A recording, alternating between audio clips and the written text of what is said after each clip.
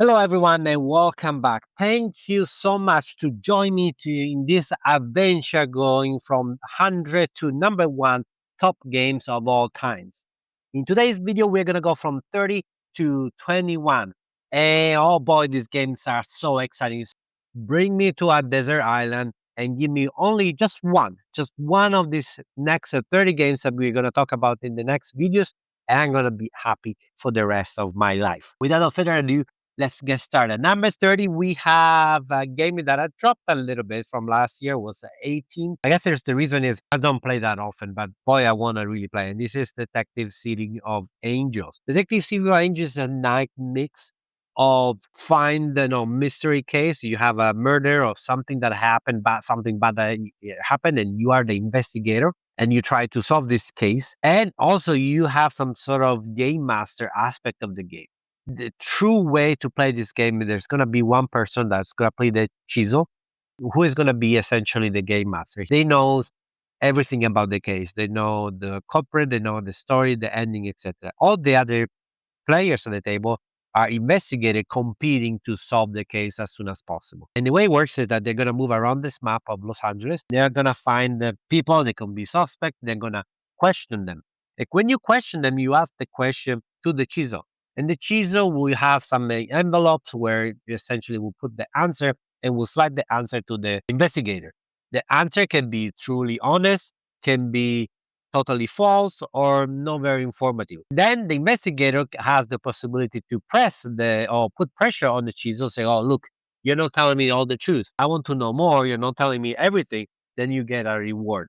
And the true thing is, or the key aspect of this game, that the game master, the chisel, can decide to make some sort of playing field. If he sees or knows that a player is significantly in advantage in terms of figuring out the case, can be softer in terms of answer when the other player will ask something about them. The story is extremely well written. The art is incredible. This is a very interesting game. Is when this gets to the table, it's a special night.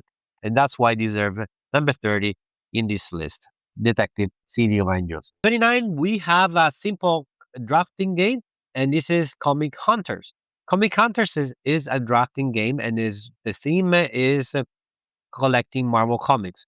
And I think the theme and the mechanics matches so well. It's a game where each type of comic, based on the character, the cover, or what's happening, eventually will score you points in a set collection fashion. The key is how you're going to collect those comics.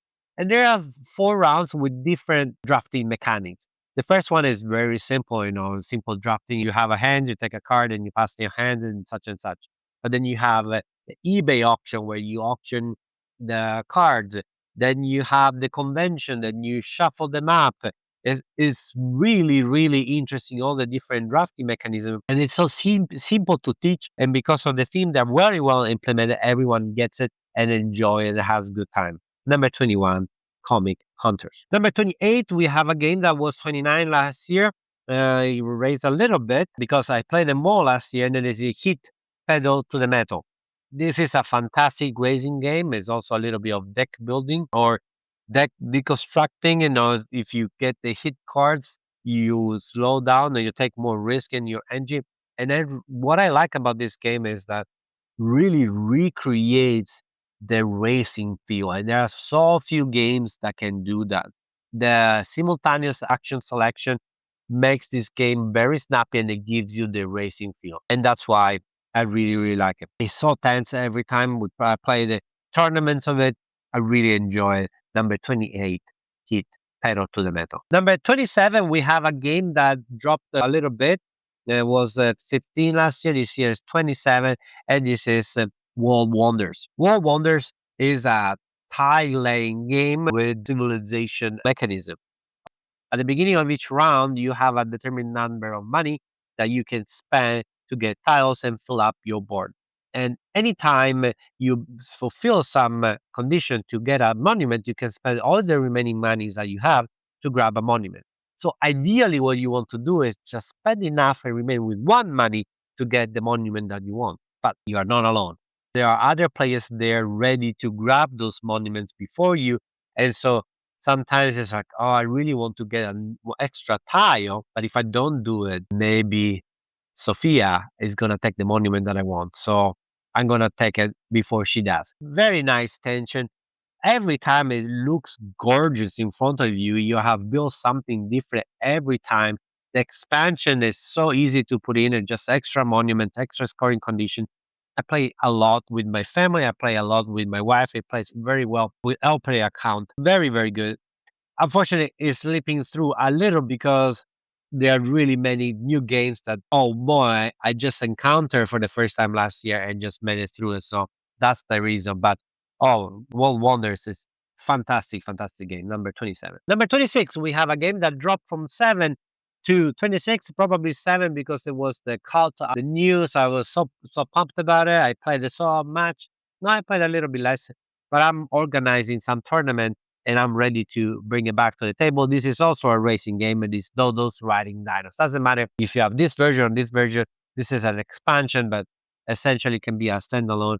Dodo Riding Dinos is Mario Kart on a board game. You have a couple of cards. Everyone simultaneously select one and reveal it. You move the amount of space indicated by the card, and sometimes there are special powers. Those special powers apply throw a meteorite, flick a banana, shoot a feather, whatever. And that if you hit an opponent, that opponent may lose some cards or go backwards or things like that. Very, very simple, but yet so engaging. There's so much energy around the table. Some people are beginning thrown off by the dexterity element, but when they play, honestly, this is really, really fun. And it's a game very easy to teach. Heat and Dodo Riding Dinos are really the two only racing games that I'm thinking right now that make me that adrenaline rush that you can see in a real race. And number 25, we have Cat in the Box. Was 32 last year. I played a little bit more, but essentially didn't move that much. This is a trick-taking game with a nice twist. The deck of cards doesn't have any suit.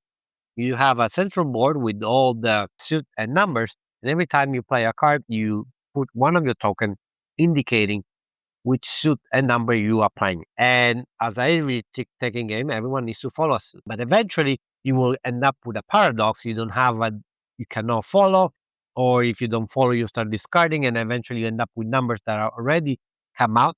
You cannot play anything. And so the paradox, and that's the end game. And you score points based on how many tricks you declare you were going to make. If you fulfill that, and also there's a little bit of area control game at the center of the board where you place your token to indicate which number you play. Very, very cool. I'm getting better and better at this game. What I like is forcing the opponents to end up in a paradox. I really, really like that tension.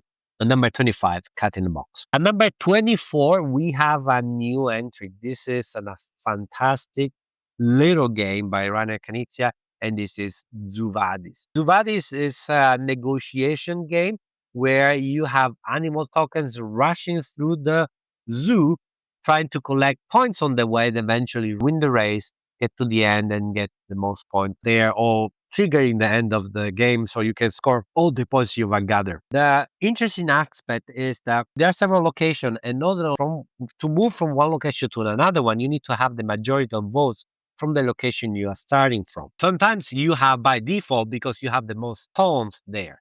If you don't, you need to convince your opponents to give them the approval to move forward, at least to have the majority. And so that's where you start a negotiation. Oh, please, Robert, let me go through this location. I will vote in your favor next time when you are in the other one. Or because everyone has a special power, but the special power cannot be used by yourself, you need to borrow it, or you lend it. So you can say, look, I have this cool special power. I can lend it to you if you give me the vote, and so I can move in my location. This is obviously, as many negotiation games, no agreement is bounding. That means I can say, I'm going to do it, and then I don't. And obviously, the people at the table go berserk, and then that's also part of the fun. It's not for everyone, I admit that, but I like it so much, and I hope that there's the right group of people. I know the people now that enjoy this game, and so I know when to bring it up. It's also very easy to teach to non-gamers because everyone knows a little bit on the negotiation. It's simply, give me my vote. There's nothing else, just vote, grab the highest points. The powers are very simple to memorize and figure out what they do. So this is a very easy game to teach to anyone. Number 24, Zuvadis. And number 23, we have a game that was 14 last year. It dropped a bit. I think last year was high because I just finished playing the legacy version. And this is Ticket to Ride. In particular, I like Ticket to Ride Europe. What a solid game. I mean, I think this game stand the test of time. Every time it gets to the table, it's lots of fun. Every time I introduce it to new people, because still there are many people that haven't played it, they really enjoy it. It's a simple game. You draw cards, there are color cards, and then you need to play an equal number of cards to lay down a train track, and you try to connect the city. At the beginning of the game, you get a ticket where it tells you to connect this city to that city. You will score eventually and determine number of points at the end of the game. I like Europe because it's not as mean as North America, where you have a single track. You have many double tracks in Europe, and there are many ways to mitigate that. The legacy version is amazing. And probably is the best legacy game I ever played. I look forward to playing again if chances arise. But beside that, just the base game, I'm very, very excited. There are lots of maps, there's lots of iteration, doesn't matter. Even the base game is amazing. Ticket to Ride, number 23. Number 22 was 36 last year. I jumped out quite a bit because I played several times. I really enjoy my plays, and this is Western Legends. Western Legends is essentially Red Dead Redemption on a board game or a sandbox. Do whatever you want on with a Western theme. You are a person, with an interesting name, and you decided what to do. You can go mining for gold. You can rattle cattle. You can go and rob a bank or find the bandits, arrest them, and bring it to the sheriff. Or if an opponent becomes a wanted person because he does something very bad, you can try to catch him and put it to jail. You can play poker. You can chase the train. They are a fantastic story card that adds so much flavor and laugh to the game. A very, very fantastic experience and lots of role playing if you are like that, the kind of things. This is Western Legends at number 22. And then we have a number 21. It was 37 last year. It jumped out again because I played it quite a bit last year. And this is Clank Catacombs. Clan Catacombs is a deck building mixing with dungeon crawl, some sort of. You go through this dungeon trying to find the relics and then escape to the dungeon before the dragon eats you. Among through the dungeon, you can find goblins, you can find some relics of monkeys, special items that allow you to score more points. The key is that every time you go too deep or you play some cards, you will produce clank, which you can wake up the dragon and the dragon can eat you and consume your health points. And if you die, you're out of the game. And there is also the race aspect of it. You want to grab enough points and then get out of it as soon as possible.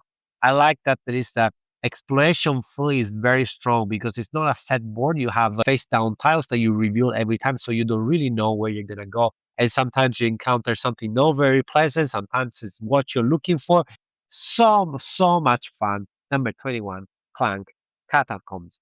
And here you have it, number 30 to 21. If you made it so far, please don't forget to like, subscribe, and share with your friends. You know the deal. This is not your first YouTube video, am I right? Thank you very much. And see you next time. Ciao.